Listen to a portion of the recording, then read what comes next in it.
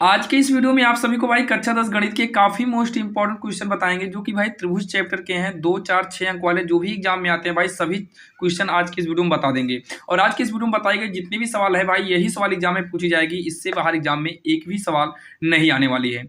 यहाँ पर देखिए जो त्रिभुज की सवाल है भाई आपके सामने है, जो कि OMR यानी कि विकल्प वाले क्वेश्चन में आपको देता है। और यही सवाल कभी कभी भाई 2 अंक वाले क्वेश्चन में भी हमको दे देता है। कुछ सवालें होती हैं जो विकल्प के साथ साथ भाई आपको लिखित वाले में भी आ जाता है। जैसे यहाँ पर क्या है, त्रिभुज ABC है, जिसमें से यहाँ त्रिभुज ABC है, तो यहाँ पर हम एक त्रिभुज बना लेते हैं। यहाँ पर ABC बना लेते हैं। मान लो ये त्रिभुज है ABC है। फिर बोला है AB जो है ये 6 सेंटीमीटर है, A से B तक जो है ये 6 सेंटीमीटर है। उससे पहले यहाँ पर देखिए क्या दिया है, हमें दिया है DE समांतर BC, मतलब BC के समांतर में ही हमारा एक DE होगा, तो यहाँ पर DE कर देते हैं।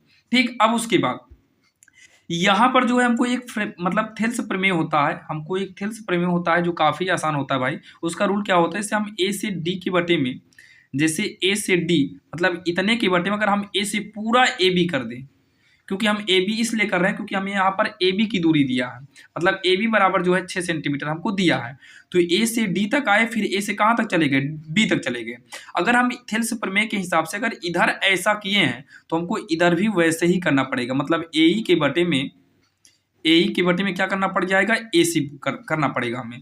तो यहाँ पर बीच में क्या लग जाएगा, बराबर। तो यहाँ पर देखिए AD हमें नहीं मालूम है, AB जो है ये कितना है, 6 सेंटीमीटर है।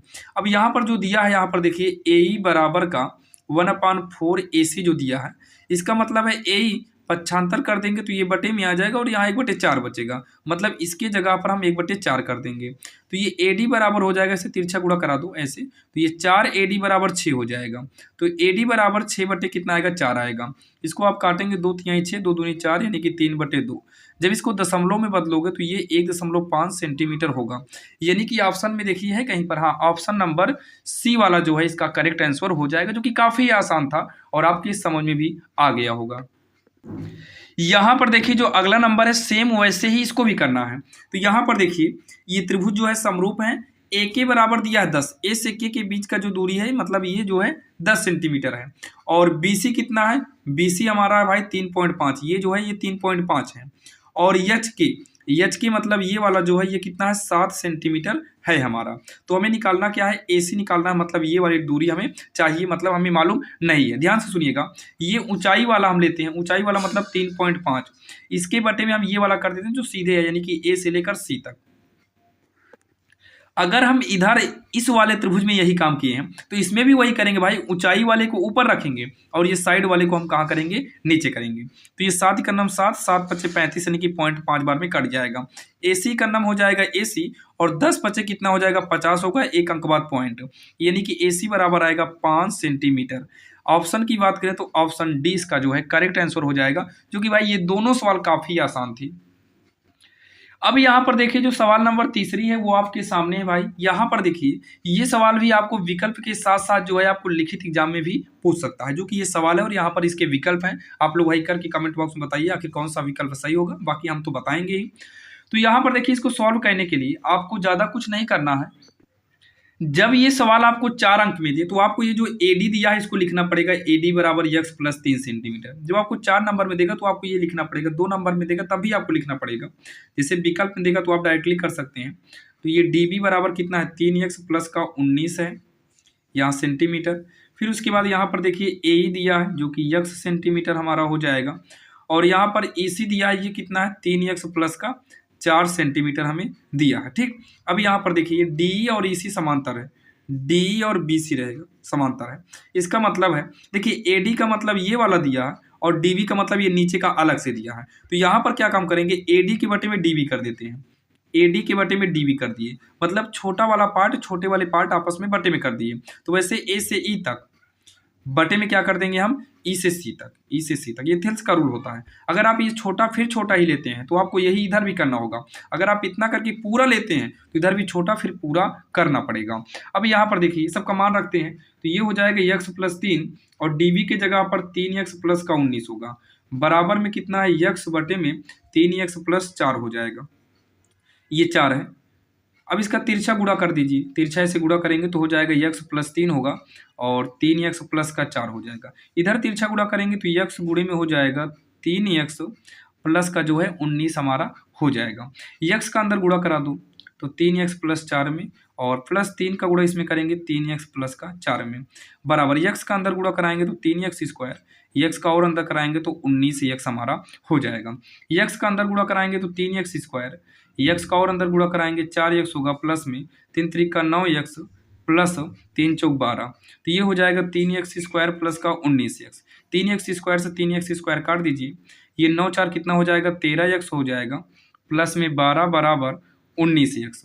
तो ये हो जाएगा, देखिए एक काम करिए 12 को वैसे रहने दो, बराबर में 19 है, इसको पक्षांतर करके इधर लाओ तो ये माइनस में क्या हो जाएगा 19 यक्स है, ये 13 यक्स हो जाएगा। तो घटाने पर कितना आ जाएगा भैया 12 बराबर ये घटेगा 6 यक्स होगा, तो 12 6 का पक्षांतर करो बटे में हो जाएगा, यहाँ पर यक्स अकेले बचा 6 दूनी 12 यानी कि यक्स बराबर कितना आ गया 2 आ गया। यक्स बराबर कितना आ गया है 2 आ गया है, जो कि यहाँ पर देखिए कौन सा ऑप्शन सही होगा भाई, सी वाला ऑप्शन इसका सही हो जाएगा, यानी कि यक्स बराबर 2 सेंटीमीटर जो आया है ये इसका जो है आंसर हो जाएगा, जो कि काफ़ी आसान है और आपके समझ में आया होगा। अब यहाँ पर देखिए सेम वैसे ही यहाँ पर भी है, जो कि भाई यहाँ पर विकल्प नहीं दिया है क्योंकि ये 2 अंक और 4 अंक में पूछी जा सकती है सवाल। इसके पहले वाले में विकल्प नहीं दिया था, वो तो बनाए हैं, और बाकी विकल्प में भी आ सकता है भाई, इसलिए हम विकल्प को बनाए हुए हैं। यहाँ पर देखिए हमको जो है यसार दिया है, मतलब यसार का मतलब यस से आर तक ये हमें दिया है, और यसार दिया हुआ है, फिर पीटी दिया है और ओक्यूएस दिया है, और ये वाला हमसे पूछा। तो यहाँ पर भी वही काम करते हैं, देखिए सुनिएगा आप लोग, हम 3 के बटे में 1.5 कर देते हैं। तो इस हिसाब से पहले देखिए ये बड़ा वाला त्रिभुज के ऊपर का लिए थे, फिर ये छोटे वाले त्रिभुज के नीचे का लिए, तो बड़े वाले त्रिभुज के ऊपर का लेंगे और फिर अंदर वाले से लेंगे, यानी कि टीएस या फिर आरटी कर देंगे, टीआर हमें निकालना है बीच में बराबर, तो तिरछा गुणा करा दो तो 3 TR हो जाएगा बराबर में, जब इधर से गुणा कराएंगे 2.8 गुणे 1.5 हो जाएगा ना तिरछा गुणा कराने पर, तो ये हो जाएगा हमारा TR बराबर 2.8 गुणे 1.5, 3 का पक्षांतर कर दो ये बटे में आएगा, 3 का नाम 3 3 5 15 यानी कि 0.5 हो गया। TR बराबर होगा 5 8 40 होगा, हासिल आए 4 हो गया, 5 दूनी 10 4 14, 2 अंक बाद पॉइंट लगाएंगे तो ये TR बराबर आएगा 1.4 सेंटीमीटर हो जाएगा। ये इसका आंसर हो जाएगा, जो कि काफ़ी आसान था, 1.4 आया है, जो कि आप समझ गए होंगे भाई। यहाँ पर थोड़ा ये लिख देना QS बटे SR और आपके समझ में आया होगा, जो कि 4 सवाल थी भाई, चारों सवाल काफ़ी आसान थी। अब चलिए भाई थोड़ा हम लॉन्ग सवाल देखते हैं, जो कि एग्जाम में पूरे 6 अंक की आती है या फिर 4 अंक परफेक्टली रूल्स, मतलब जो कंफर्म है कि वो 4 या 6 में ही आएगी भाई। ये तो आपका विकल्प में भी आ सकता है, 2 नंबर वाले में भी आ सकता है, 4 नंबर वाले में भी आ सकता है।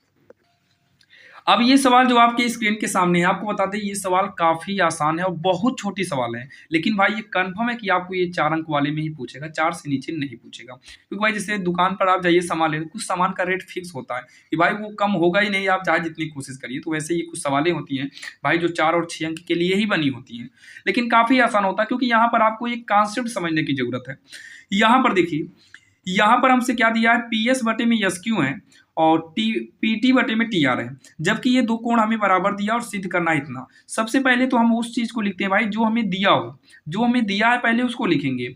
हमको दिया है PS के बटे में SQ बराबर में PT के बटे में TR, ये हमको दिया है, और साथ में ये दोनों कोण भी हमें बराबर दिया है, जो कि चित्र में तो बनाया ही है। तो ये हो जाएगा PST बराबर का PRQ, ये हमारा जो है कोण हो गया। अब हमको जो सिद्ध करना है उसको हम लिख देंगे, सिद्ध करना है।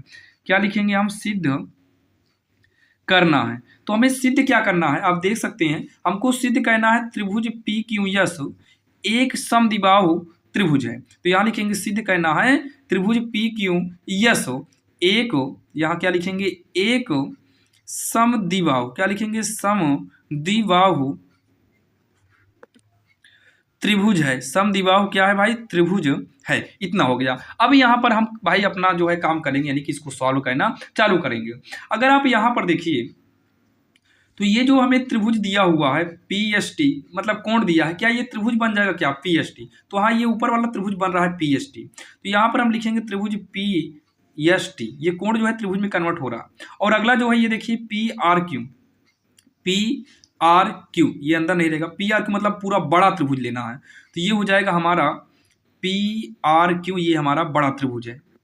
अब इन दोनों को ले लिए तो ये दोनों लगभग भाई सर्वांगसम यहाँ पर दे रखा है, क्योंकि ये देखिए ये भी आपस में बराबर है, पी एस के बटे में यस क्यू, मतलब पी एस ये और यस क्यू ये हो गया, और पी टी ये छोटा पार्ट और ये छोटा पार्ट, ये दोनों मतलब इसके बटे में इतना, इसके बटे में इतना दिया है, और कोण भी एक बराबर दिया। इसका मतलब कहीं ना कहीं ये दोनों त्रिभुज हमारे सर्वांगसम हैं, तभी दिया है भाई। ये सर्वांगसम का मतलब है जब ये बटे में दिया है और ये बटे में दोनों बराबर कर दिया है, इसका मतलब है कि ये दोनों रेखाएं जो है हमारी समांतर है, ये दोनों रेखाएं क्या है, समांतर है। तो भाई हमें कुछ भी नहीं करना है, इसे सीधा सर्वांगसम करते हैं, और जैसे ही ये सर्वांगसम हो जाएगा, अब इसमें बनने वाले तीनों कोण इसके और इसके तीनों कोण आपस में बराबर हो जाएंगे। पहले तो जो कोण हमें दिया है पहले उसी कोण को लिख देते हैं, पी एस टी बराबर का पी आर क्यू, ये हो गया। अगर ए की बात करें, जब हम छोटा वाला त्रिभुज लेंगे तब भी हमारा कोण पी आएगा, और जब फाइनल हम बड़ा त्रिभुज इस्तेमाल करेंगे फिर भी हमारा पी आएगा, यानी कि कोण पी ये उभयनिष्ठ है। उभयनिष्ठ का मतलब होता है कि जो दोनों में मिले, मतलब ए वाला ओ पी वाला जो कोण है ये दोनों के लिए बना है। तो ये भी आपस में बराबर हो गया, ये तो बराबर है। अब ये दोनों बचा है तो भाई इसको भी बराबर कर देते हैं, ये कोण टी है और ये कोण क्यू है। बाकी इसका फाइनल पूरा नाम आप लिख सकते हो। जब ऐसा कंडीशन हो भाई सबका सब बराबर ही हो जा रहा है, तो सीधा हम इसको समबाहु त्रिभुज कर देंगे। क्या कर देंगे, हम समबाहु त्रिभुज कर देंगे। अब समबाहु त्रिभुज कहने के लिए क्या करना है भाई, यहाँ की जो त्रिभुजा है पी क्यू और इधर का क्या है पी आर, तो यहाँ पर हम सीधा लिखेंगे पी क्यू बराबर में पी आर, ये दोनों बराबर कर देंगे और सीधा लिख देंगे अतः त्रिभुज पी क्यू एस एक सम द्विबाहु त्रिभुज है, एक समद्विबाहु त्रिभुज, समद्विबाहु त्रिभुज है। और यही जो है इसमें नीचे लिख देंगे इति सिद्धम, लिख देंगे इति सिद्धम, जो कि यही इसका आंसर हो जाएगा, जो कि काफ़ी आसान था और आपकी समझ में भी आया होगा। जो कि भाई ये सवाल नंबर 4 थी, काफ़ी इंपॉर्टेंट थी और काफ़ी आसान था और आपकी समझ में भी आया होगा। अब ये सवाल नंबर जो 5वीं है भाई आपके स्क्रीन के सामने है, जो कि भाई 5वीं नंबर सवाल भी काफ़ी इंपॉर्टेंट है और भाई सभी इंपॉर्टेंट सवाल को लिए ही हैं, जो कि इसको भाई बहुत बच्चे जो है कठिन तरीके से सॉल्व करते हैं। तो यहाँ पर काफ़ी आसान तरीका आपको बताने वाले हैं। यहाँ पर देखिए हमको दिया है, हमको यहाँ पर दिया है, क्या दिया है, डी समांतर ओ क्यू। सबसे पहला नंबर तो जो हमको दिया है उसको लिख लेते हैं। तो यहाँ डी एफ समांतर ओ आर है और हमें दर्शाना है, यानी कि सिद्ध करना है। दर्शाना है मतलब सिद्ध करना है, तो ये हो जाएगा सिद्ध करना है, लिखेंगे क्या सिद्ध करना है, ई एफ समांतर क्यू आर, ये जो है हमें क्या करना है, सिद्ध करना है। तो यहाँ पर भैया हम इसको सॉल्व करेंगे, तो यहाँ पर हम डाल लेंगे या वो हमको जो दिया है उसमें से एक को लेते हैं। एक का मतलब जो है यहाँ से हम डी एफ समांतर ओ क्यू लेते हैं। देखिए डी एफ समांतर ओ क्यू का मतलब क्या है कि आपको इसमें डी एफ और जो है ओ क्यू के हेरिए। तो अगर हम यहाँ पर डी एफ को हेरें तो भाई डी एफ और ओ क्यू, नहीं डी ई है, डी ई। तो डी ई की बात करें तो डी से ई तक हमारा ये है, डी से ई तक हमारा कौन सा है, ये है। और अगला क्या है, ओ क्यू है। ओ क्यू की बात करें तो ये है, मतलब इन दोनों से जो त्रिभुज बनेगा ये वाला हमारा त्रिभुज कवर हो रहा है। तो इन दोनों त्रिभुज को मतलब भाई ये जो त्रिभुज बन रहा है दोनों त्रिभुज का नाम लिखते हैं। पहले ये ऊपर पी डी ई, एक त्रिभुज ये बनेगा पी डी ई, और अगला जो बनेगा पी से पूरा फाइनल ओ तक आओ क्यू तक आओ, तो पी ओ क्यू, ये दो त्रिभुज हमारे बनेंगे। तो इतने तथा इतने से इन दोनों त्रिभुज को हम सॉल्व करेंगे, और इन दोनों त्रिभुज में हम थेल्स प्रमेय यूज करते हैं।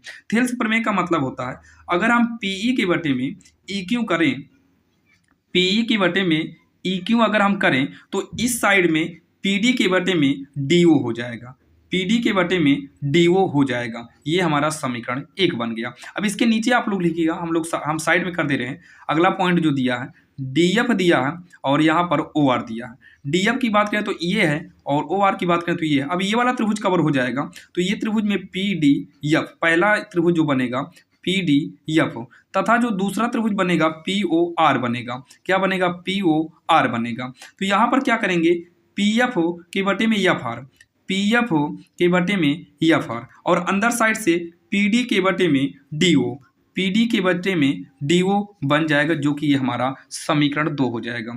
अब यहाँ पर सीधा हम समीकरण 1 व 2 की तुलना करेंगे, समीकरण 1 व समीकरण 2 से। आप देखिए तो भाई पीडी डीओ दोनों में है, इसका मतलब ये वाला इसके बराबर हो जाएगा, यानी कि पी बटे ई क्यू बराबर हो जाएगा पी एफ बटे में एफ आर हो जाएगा। यहाँ पर देखिए पी का मतलब ये दोनों हैं और ये दोनों, जब ये दोनों आपस में थेल्स प्रमेय रूल काम कर रहा है जब ये दोनों आपस में बराबर हैं, इसका मतलब है कि इसके बीच की जो ये लाइन है और ये लाइन आपकी समांतर होगी। क्योंकि हम यहाँ पर जो ये रूल यूज कराए थे, क्यों कराए थे भाई? क्योंकि ये दोनों हमारा समांतर था, तो ये त्रिभुज आपस में बनाए थे। और वैसे ही देखिए, जब ये हमारा समांतर था तो इसके बटे में इतना बराबर हुआ, इसके बटे में इतना। अब सेम वैसे जब ये बटे में है और ये बटे में होकर बराबर है, तो इसका मतलब है EF और QR हमारा समांतर होगा। तो यहाँ पर लिखेंगे हम EF समांतर QR, और यही हमको सिद्ध करना था। लास्ट में लिख देंगे इति सिद्धम, और यही जो है इसका आंसर हो जाएगा, जो कि काफ़ी आसान और काफ़ी सरल तरीके से आपको बताए हैं, जो कि आपके समझ में आया होगा। अब हम देखने वाले हैं भाई सवाल नंबर 6वीं, जो कि ये सवाल काफ़ी इंपॉर्टेंट थी, और भी मोस्ट इंपॉर्टेंट क्वेश्चन के लिए भाई आपको हम डिस्क्रिप्शन में प्लेलिस्ट का लिंक दिए हैं, वहां पर जाकर देख सकते हैं। बाकी देर नहीं करेंगे, चलिए हम देखते हैं सवाल नंबर 6वीं, जो कि भाई एग्जाम के लिए काफ़ी इंपॉर्टेंट है। अब यहाँ पर देखिए, जो सवाल नंबर 6वीं है भाई, काफी इंपॉर्टेंट है। जो है सवाल जो आपके सामने है, दिया है सिद्ध कीजिए कि एक त्रिभुज की एक भुजा। पहला नंबर तो भैया हम एक त्रिभुज बना लेते हैं। एक त्रिभुज हो गया, ये हमारा त्रिभुज हो गया। इसका हम नामकरण करते हैं भाई ABC।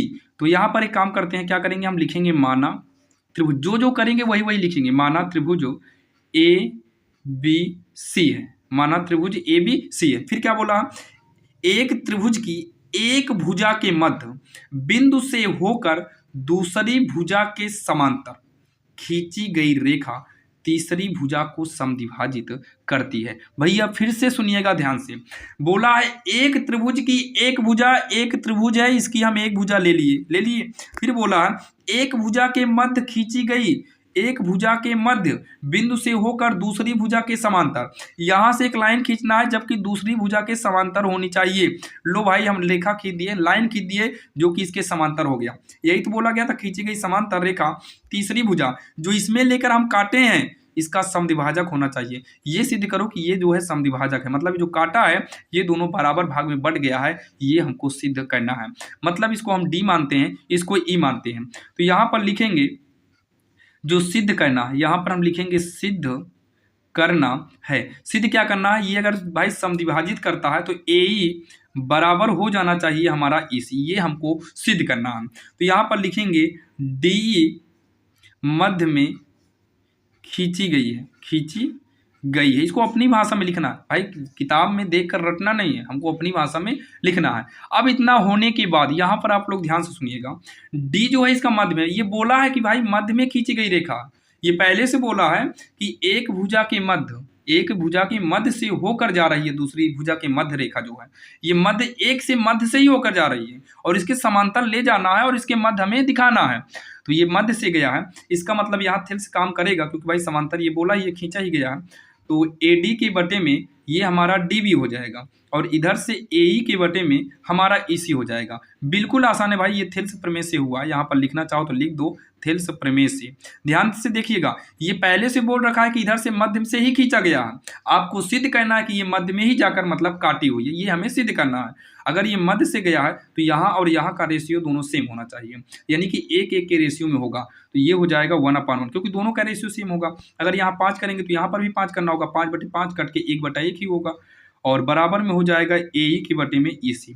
तिरछा गुणा करा देंगे तो हो जाएगा AE बराबर EC हो जाएगा। भाई इतना करते ही हमारा तुरंत क्या हो गया, इति सिद्धम।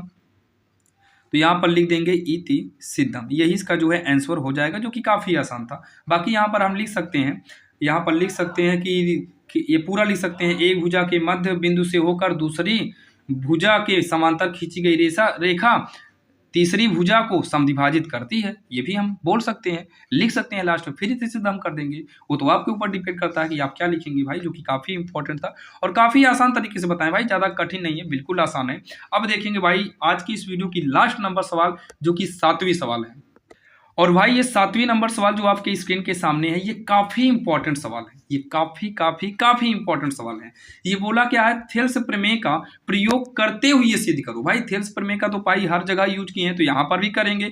करते हुए सिद्ध करो कि एक त्रिभुज की किन्हीं दो भुजाओं के मध्य बिंदुओं को मिलाने वाली रेखा तीसरी भुजा के समांतर है। भाई वही सवाल है, इसके जस्ट पहले नंबर वाली सवाल है। उसमें आपको जो है बराबर बोलना था और मतलब बोला था और यहाँ सीधे करने को। तो भाई ये आपका होमवर्क है, HW है। बाकी सवाल को हो सके भाई ये नेक्स्ट पार्ट में आपको हम करा देंगे। और आपको बता दें भाई आपको सभी चैप्टर के इंपॉर्टेंट क्वेश्चन देखना है तो डिस्क्रिप्शन में आपको हम प्लेलिस्ट का लिंक दिए हैं, वहां पर जाकर सभी चैप्टर के मोस्ट इंपॉर्टेंट को देख सकते हैं और अपने बोर्ड एग्जाम की भाई बेहतरीन तैयारी कर सकते हैं। जहां पर हम कोशिश यही करते हैं भाई जितने भी क्वेश्चन बताएं वो सब एग्जाम में पूछा जाए। और भाई देखिए हमारे द्वारा बताए गए सभी सवाल तो एग्जाम में नहीं पूछे जाएंगे, लेकिन हाँ एग्जाम में पूछे गए सभी सवाल भाई हम आपको प्रैक्टिस में करा देंगे ताकि आपको एग्जाम में कोई भी दिक्कत ना हो। और ऐसे ही वीडियो आपको मिलते रहेंगे भाई। वीडियो कैसा लगा बताइएगा, चैनल पर नया हो तो सब्सक्राइब करिएगा, ऐसे ही वीडियो आपको निरंतर मिलते रहेंगे।